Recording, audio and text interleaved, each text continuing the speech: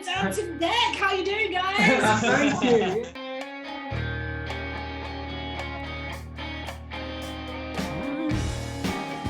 It's like watching a film, but then all of a sudden we're in a film. Roughly 5,000 metres above sea level. To give you an idea, that's about 700 metres on top of Kilimanjaro. Greaser Psycho still going.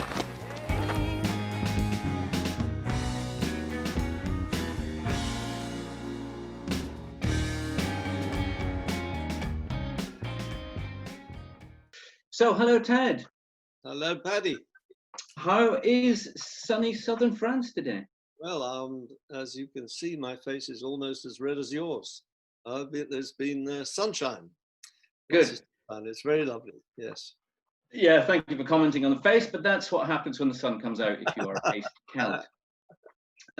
So to everybody watching, I'm sure everyone knows Ted Simon, knows of Ted Simon, probably because of Jupiter's Travels, which, although I'm holding a first edition here, is the book, I think, that has inspired more around the world trips, more any trips than any other. So thank you so much for joining us, Ted.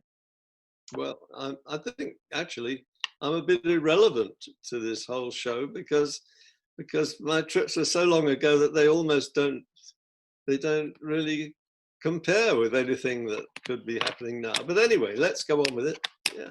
Well, yes, let's get on with it. So I think what we'll do this time, there's so many adventures like the one we've just heard. I really rather kind of inviting you to a version of book club. I seem to be sitting here with a big pile of hardback books, all with your name on, and I thought we'd discuss some of them. Starting with something I want to do is take you way back, perhaps surprise a lot of people listening that your first book was actually about motorsport and about the 1970 Grand Prix series. Now, as far as I understand it, motorsport journalism wasn't your thing. So how did that all come about? Well, it was entirely accidental, really. It was it was good luck. I mean, I had quite recently decided to go and live like a medieval peasant in a ruin in the south of France, and the question really was how to make enough money to buy the cheese and the wine and the limestone that I needed to put this thing together. And somebody came up to me and said, would you like to write a book? And I said, well, that's a much better idea than what I was doing, which was little articles for this, that, and the other, because then all I had to do was just do one big thing. And it was a book. They wanted me to write a book about the first season of this brand new Formula One motor car, and I knew absolutely nothing about Formula One at all. But I did have a friend. His name was Jackie Stewart, and so I knew that it would give me an in on whatever it was that they were up to with Formula One. And I just took the job. But like everything else I do, you know, if I do something, I really do try to. I'm project driven completely, and so I got into it pretty fast. And it's really a good idea to write about something that you know nothing about, because you have to answer all the questions for yourself, and it avoids that really so unpleasant thing where you're reading a book by somebody who takes it for granted that you know all about it already, and you actually don't know anything about it. So it turned out to be a very useful book from that point of view. I think it told a lot. But I, you know, after that season was over, I really had nothing more to do with Formula One at all. It's interesting when you read any of the reviews of it, because that's one of your books that I have not read. I've never managed to get a copy of it. But the reviews all say that what makes it really special is it's based on human character. It's all about the individuals. And that's something that so much of your writing has been. All of the adventure really has focused on people. Now, when you say you moved to France and you were light years ahead of any TV show by restoring an old ruin in southern France, in the early 70s. So you were there in 71 when that book came out. Yes. And I believe it your experience of a different way of living, the hard peasant graft, is that the thing that got you thinking about just exploring the world differently, Well, seeing the way you can live so basically? yeah, it was a very important thing that it certainly made it like a feasible idea to me, because up until then, I'd always just been working with my head, sitting in an office, or work, you know, I was an editor in a newspaper, and then I was a magazine editor, and you know, it was all everything was very urban, very civilized, no effort involved in anything. And of course, I was doing some writing, um, and then I decided, really extraordinary, really, but a complete change of life, to go and live in this ruin and just spend my day um, making walls and windows in stone. Um, and I realized that it was the physical, the physical dimension of it was so important, because it completely changed the way that I saw things. Right. And it was after a few years of that I had this thought that really it was ridiculous to be on this earth and not see more of it than what's outside your window. And that was the point at which I thought I would find a way to get around the world. And the question then was just how to do it. I'd never heard of anybody doing it on a motorcycle. It was just one of the things I thought of, but it struck me as a very good idea, and that's why I did it. A lot of people think that I only use the motorcycle just to go places, as a convenient vehicle, you know. But it's not true. I want to put that right, because although it was a vehicle, it became very much a part of me. I mean, me and that old Triumph were like a mythical beast, you know, sort of part horse, part man, and it was really an absolutely dead fit. I remember, because I knew I was going to be doing this, I've been thinking about journeys that I made on it, and they were wonderful motorcycling experiences. I mean, I really did get off on that a lot. But yeah, it was I don't think I would have done it if I hadn't been doing that. If I hadn't had that physical life in the south of France. Yeah. Yeah. So I don't want to talk too much about Jupiter's Travels, and I hope everyone's familiar with it, whether it's the newer paperback or the old first edition hardback. You know, the stories of love, imprisonment, certainly arduous riding. Every time I think of any of your trip, I go straight back to the Sudan and stuff. Yeah. The way you wrote of the struggles in the sand, it's always stuck with me. But when I first read that book in 1988, I was given it, actually. Sorry, I didn't buy a copy.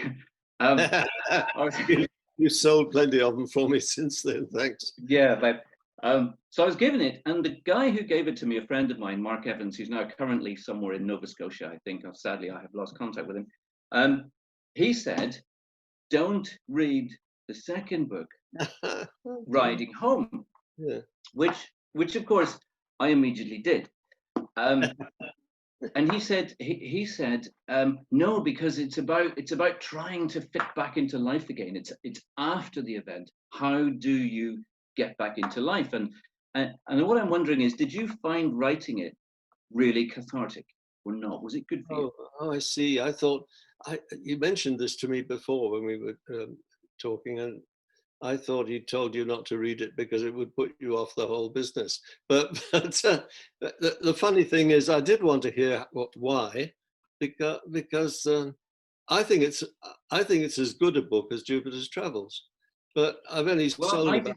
I did too, and I liked a lot of the honesty that was in it, and I realised you were maybe it's not too harsh to say struggling with fitting back into stuff, and I quite liked that. And I think he thought that I'd go, oh, if I go on a trip, I'll be a mess afterwards. But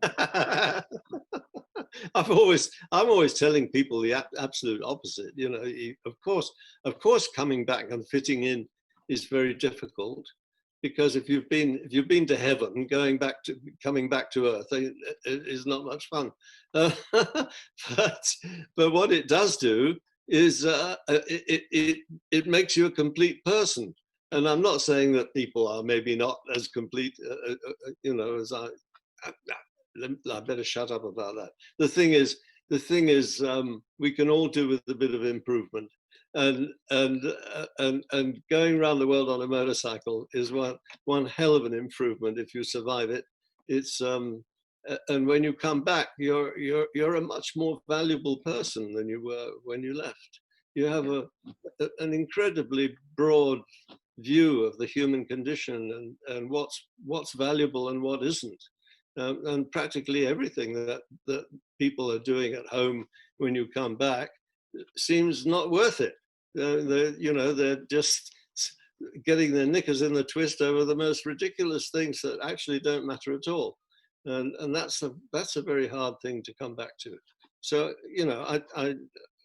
I'm glad you mentioned the book, because I really wish people would read it. I mean, they don't have to pay me for it. Just read it, because it does go into a lot of things about the way you feel when you're traveling that the other book couldn't. No, the thing is, I'm holding up, admittedly, a first edition, and it is called Riding Home. Now, you can't get this, but you can get Riding High. Yeah, it's the same book. It's just that it is expanded. Yes, it's expanded. I thought there was a lot of stuff that I hadn't got into the first one, mainly about India, the experiences in India, which I'm very glad I was able to do. And so I changed the title because the Penguin editor who originally had it wanted me to call it Riding High. I think he thought it was a better selling title, and I was determined that it was supposed to be about coming home. But I gave in the end. I thought, well, yes, he's probably right. So I've got that picture of me sitting on the back of a camel in my motorcycle gear, and that seemed to fit the title perfectly. Yeah. So, riding slow as you do, and working through some of these titles, walking is, of course, even slower mode of transport. And you come from interesting, in fact, as probably all of us do, and we dig in, an immigrant history. The family history has, of course, moved around. And you, now, when you went to explore some of your genealogy, you also ended up with The Gypsy and Me, where you walked across Europe. Now, do you think that walking was possibly the most important part of really digging in on that journey? I think so, yeah. I mean, the bike is a terrific instrument for traveling big distances, and a lot of the travel in Jupiter's Travels was through continents where nothing changes for a few hundred miles, or maybe even 1,000 miles. But Europe is not like that at all, especially not the Balkans, which is what I was really interested in. The Balkans is just made up of tiny little patches all sewn together. And I wanted to know what they were like, and why were people fighting this terrible war over these small patches of ground, because it was partly the war in Bosnia that made me interested in doing the trip, as well as trying to find out something about my father's life, which was a total mystery to me, having come from Romania. So walking was really good, because I just walked from village to village, and I got you get, as you know, you get a very good reception from people if you're doing something that's obviously tiring and arduous, arduous and so on. And so it was a very good idea to do that, and it gives you time to absorb what's really going on. Yeah. Now, then things change. Admittedly, prior, I'm going to jump back linear. I'm going to go just prior to that, because in 1994, you're now living in California, in Cabello, yes? Yeah. And and writing something that is something of a departure. I don't know if anybody watching has read The River Stops Here. Now this is, again, very human story. It's a sort of a David and Goliath battle between the state and planning authorities and individual living in the valley.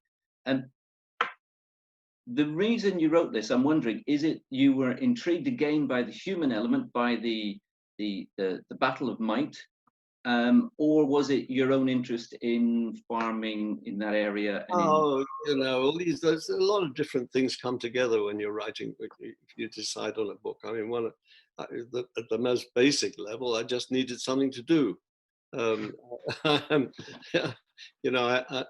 a writer, and I didn't have anything to write about, or at least I couldn't find anything. And then I realized that I was sitting in the middle of a big story that was very important. And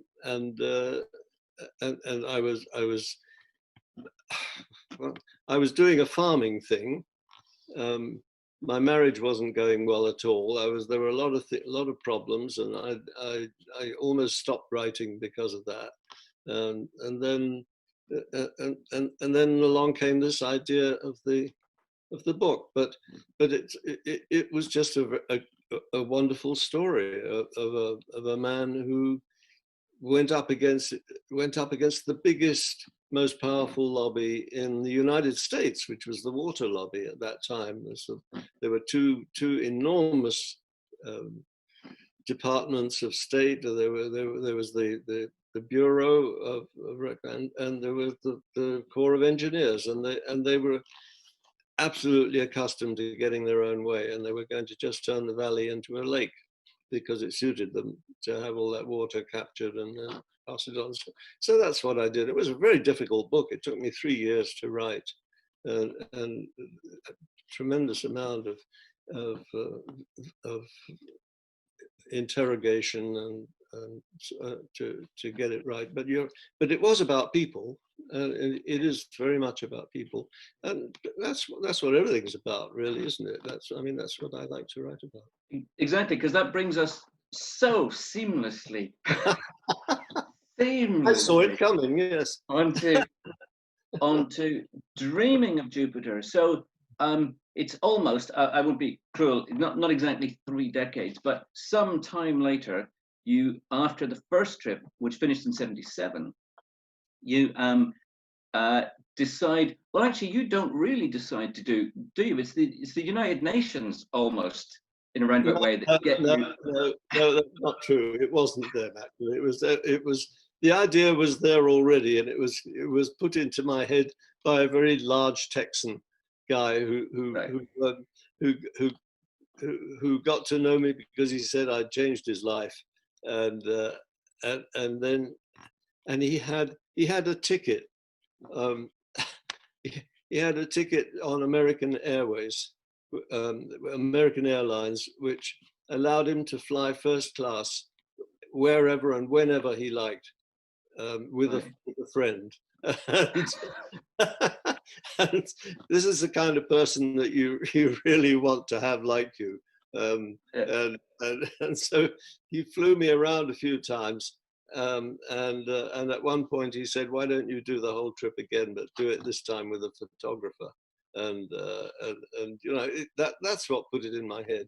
And I was 69 years old, and you're not supposed to think about things like that. But thank God, I have this habit of ignoring my age. I don't think about it. And when I did sort of, I thought, well, I'm doing the same things that I was doing when I was 30 or 40. I'm still, I can still move, I can still lift things, I can still ride bikes. So what's the difference? Why shouldn't I be able to do this now, even though I'm nearly 70? And it would be really fantastic to be able to go back to the places that this previous book had already been, because I knew that hundreds of thousands, maybe even 1 million people had read Jupiter's Travels. And I thought it would really be a great service to to let them see what these places were like now. You know, that was my reason for doing it. One of my reasons for doing it. Yeah. It was, I knew it was going to be difficult. I knew that the world was not going to be as nice. I knew that already. And so you might say, well, why go to the trouble of writing a downer, you know? But every journey you make is exciting. It doesn't matter that, you know, things have changed, things aren't as good as they were before, but the journey itself is still a fantastic experience. And it wasn't, you know, it was a completely different one because there were all these people going around the world on motorcycles, mostly of my fault, I think. So I wasn't a surprise when I turned up on a bike, but nonetheless, I was able. I mean, often when I took my helmet off, people were aghast to see this ancient grey-haired man doing this stuff. So I did get some feedback for being on a bike, but the main thing was that I was able to get a really good, like a screenshot of how everything has changed in the world. All these slums that didn't exist when I was first on the road. That it's almost impossible to drive through them. Which seems bizarre when we say that's apparently 30 years of development and improvement and economic growth. And the reality, of course, depending where you are in the world, is very different. That's right. That's absolutely right. And politically, things were not very nice either, with the one exception of South America, which had thrown off most of the dictatorships, and that was better. Because that's where they put me in prison on the first trip. So I was pleased to find out that the place they'd locked me up in was now a cultural center, and it was being run by the poet that they'd locked up for 6 months. Yeah. Anyway, by and large, you know, the world has not improved, but people are still wonderful. This is something, you know, what really attracts me to talking about this is that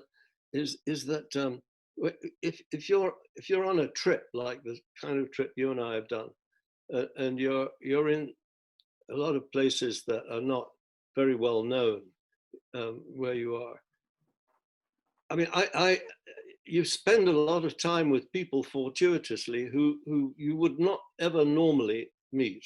I mean, at the end of the journey, I was able to remember in 4 years where I had spent every single night of those 4 years. I mean, that's the level of intensity that you get when you're on a mission like that, you know.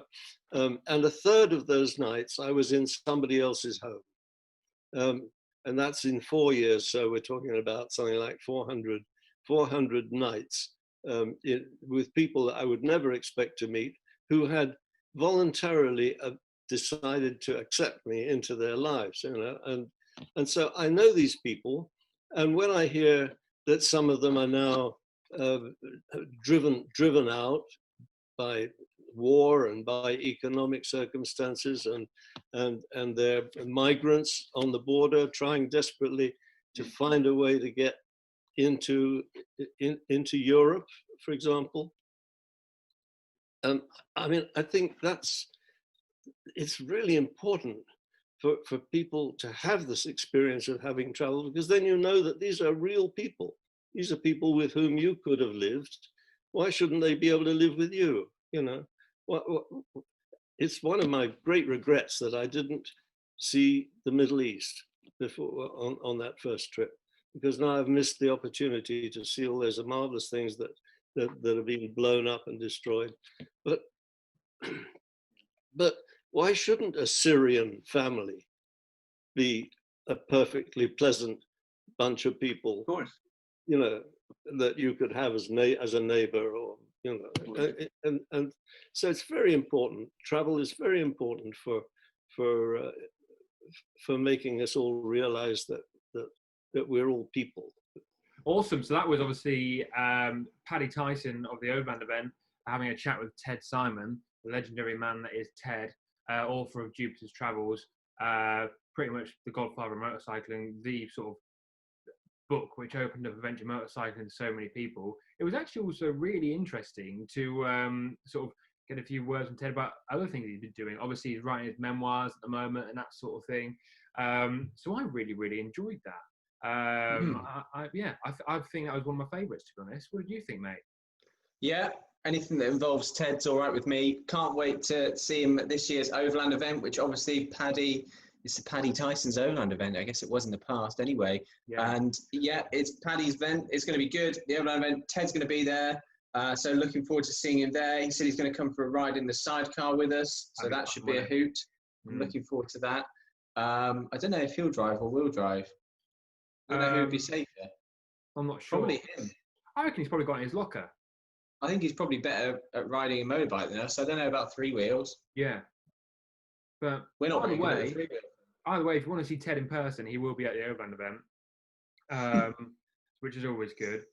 And I mean, who knows? We're now at a point, mate, where obviously we've announced we're going to be bringing back the Armchair Adventure Festival in the winter. So if you didn't see that news last week, you've heard it now. So we'll be doing another Armchair Adventure Festival in December, which is really exciting, as well as monthly film screenings, starting with Dugout at the end of June. Last Sunday of every month, the film screenings. Yeah. Last Sunday of every month. So if you're thinking, what should I do with my last Sunday of this month? There's a film screening going on. Think no more. Yeah. No need to think any longer about that. It's going to be the Armchair Adventure Festival film nights every last Sunday of the month, every month.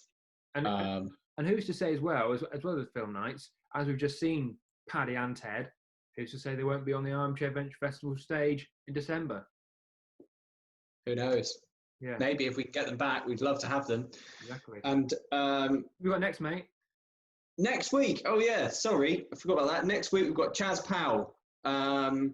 Obviously, aka The Wildest Journey. He walks along Africa's wildest rivers, or just all sorts of wild places around the world, but mainly in Africa.